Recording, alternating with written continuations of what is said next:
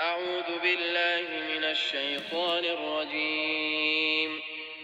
بسم الله الرحمن الرحيم. يسبح لله ما في السماوات وما في الأرض الملك القدوس العزيز الحكيم.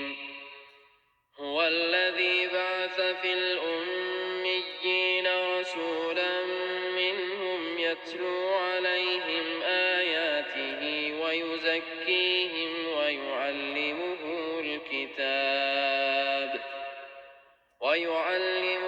الكتاب والحكمة وإن كانوا من قبل لفي ضلال مبين. وآخرين منهم لما يلحقوا بهم وهو العزيز الحكيم. ذلك فضل الله يؤتيه من يشاء والله ذو الفضل العظيم. مثل الذين حملوا التوراة ثم لم يحملوها كمثل الحمار يحمل أسفارا بئس مثل القوم الذين كذبوا بآيات الله والله لا يهدي القوم الظالمين.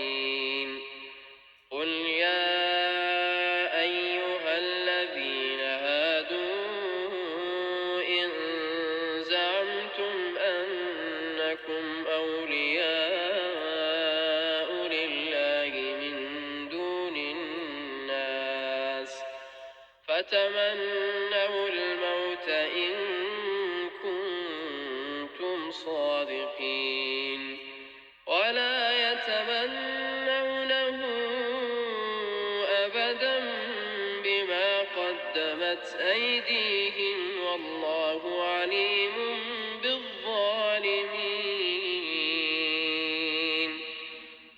قل إن الموت الذي تفرون منه فإنه ملاقيكم ثم تردون إلى عالم الغيب والشهادة فينبئكم بما كنتم تعملون.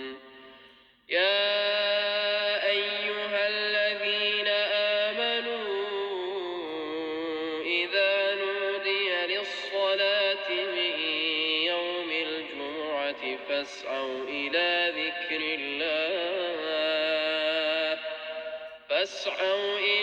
ذكر الله وذروا البيع ذلكم خير لكم إن كنتم تعلمون. فإذا قضيت الصلاة فانتشروا في الأرض وابتغوا من فضل الله واذكروا الله كثيرا لعلكم تفلحون. وإذا رأوا تجارة أو لهوا انفضوا إليها وتركوك قائما